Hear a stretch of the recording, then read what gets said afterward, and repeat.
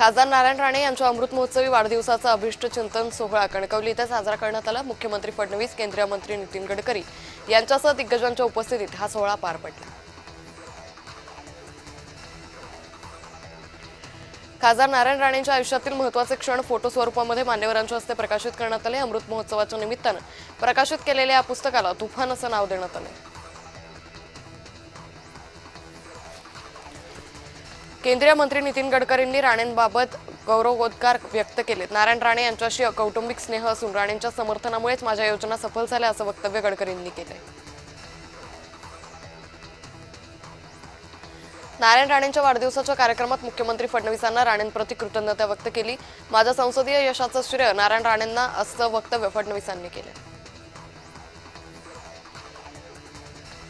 माझ्यासारख्या छोट्या कार्यकर्त्याला नारायण राणेंनी राजकारणातील धडे शिकवले असं वक्तव्य भाजप प्रदेशाध्यक्ष रवींद्र चव्हाणांनी केलं। नारायण राणे यांच्यामुळे कोकणात भाजप घराघरात पोहोचला असंही चव्हाण म्हणाले।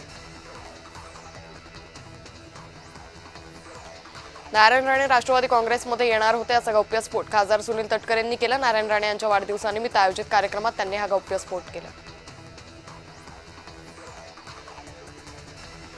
नारायण राणेंच्या वाढदिवसाच्या कार्यक्रमात उदय सामंतांनी 2004 मधला किस्सा सांगितला। आमदारकीच्या शपथविधी दरम्यान सामंतांचं नाव सावंत असं घेतलं गेल्यानं राणेंनी संबंधितांना चूक दुरुस्त करण्यास भाग पाडले। नारायण राणे यांनी राजकारणात स्वतःचा ठसा उमटवला आणि विरोधी पक्ष नेता पद सार्थ केलं असं वक्तव्य केंद्रीय मंत्री नितीन गडकरींनी व्यक्त केलं।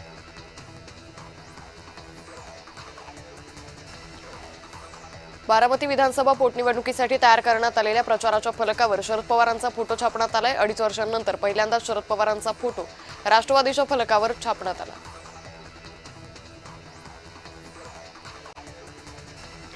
ठाकरे गटातील खासदारांसोबत कोणतीही बैठक झाली नसल्याची माहिती एकनाथ शिंदेंनी दिली। अफवा पसरवू नका असं आवाहन एकनाथ शिंदेंनी केलं।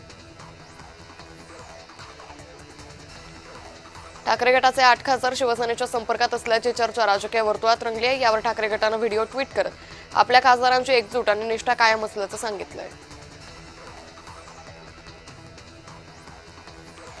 पक्ष फुटण्याची चर्चा अरविंद सावंतांच्या जिव्हारी लागली। शेवटपर्यंत ठाकरेंसोबतच राहीन ठाकरे गटाचे खासदार अरविंद सावंतांनी लेखी हमी दिली।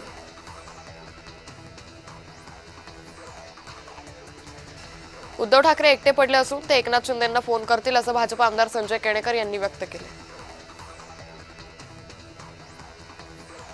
उपमुख्यमंत्री एकनाथ शिंदे दरेगावात शिंदेंना भेटण्यासाठी दरेगावात कार्यकर्त्यांसह पदाधिकाऱ्यांनी गर्दी केली। भिवंडीत भाजपच्या व्होटर राजा जागो मोहिमेद्वारे मतदार यादी पडताळणीबद्दल जनजागृती करण्यात आली।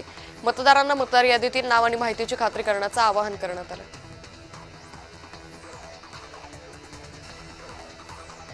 मुंबई पालिकेमध्ये निधी वाटपावरून भेदभाव केला जातोय असा विरोधकांनी आरोप केला। यावर भाजप गटनेते गणेश खंडकर यांनी उत्तर दिलंय, आम्ही कोणताही भेदभाव केला नाही, आरोप निराधार आहे असा पलटवार त्यांनी केला। खरात प्रकरणी एसआयटी रात्रंदिवस काम करते। मुख्यमंत्री फडणवीसांनी या प्रकरणात लक्ष घातलंय। अशा भोंदू लोकांचा कडक बंदोबस्त आम्ही करू, कडक शिक्षाही करू असं मंत्री गिरीश महाजनांनी म्हटलंय। शिवसेना खासदार डॉक्टर श्रीकांत शिंदे 2 दिवसांच्या राज्य दौऱ्यावर आहेत। या दौऱ्यात दरम्यान ते मराठवाडा आणि पश्चिम महाराष्ट्रात लोकसभानिहाय बैठका घेणार आहेत। काँग्रेसचे प्रदेशाध्यक्ष हर्षवर्धन सपकाळांनी बारामतीतील पक्ष कार्यालयाला भेट दिली। काँग्रेस कार्यकर्त्यांनी सपकाळांचं उत्साहात स्वागत केलं।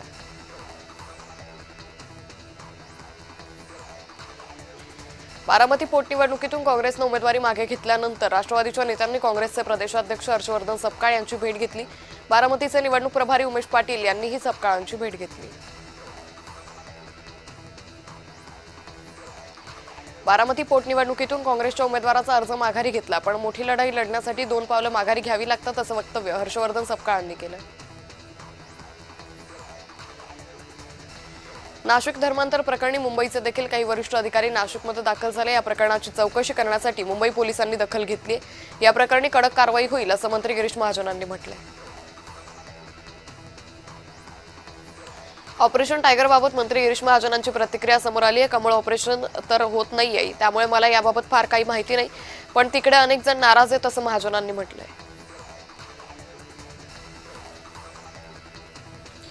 आगामी निवडणुकांच्या पार्श्वभूमीवर भाजपनं जाहीर केलेल्या विधानसभा जिल्हा प्रभारींच्या यादीत किशोर जोरगेवार यांचं नाव नाहीये.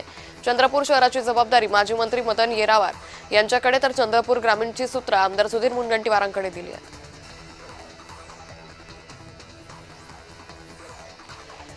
मराठवाडा वॉटर ग्रीड योजना 2 वर्षांपासून बंद आहे. यामुळे अनेक गावांना पिण्याचं शुद्ध पाणी मिळत नाहीये. याबाबत जो सरपंच शुद्ध पाणी देणार नाही त्याच्या घरावर मोर्चा काढा असं अजब वक्तव्य भाजप आमदार बबनराव लोणीकर यांनी केलंय.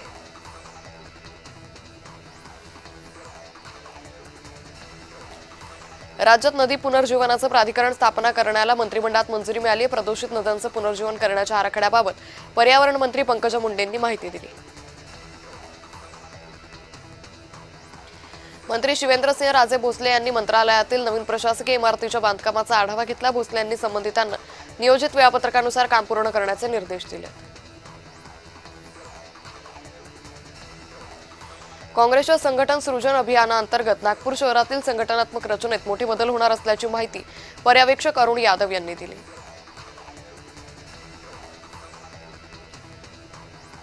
विधिमंडळातील युवा सदस्यांनी शिक्षण, रोजगार यासारख्या विषयांवर लक्ष केंद्रित केलं पाहिजे. प्रशासक अधिक पारदर्शक आणि गतिमान करण्यासाठी युवांनी पुढाकार घ्यावा असं आवाहन महाराष्ट्र विधानसभेचे उपाध्यक्ष अण्णा बनसोडे यांनी केलं.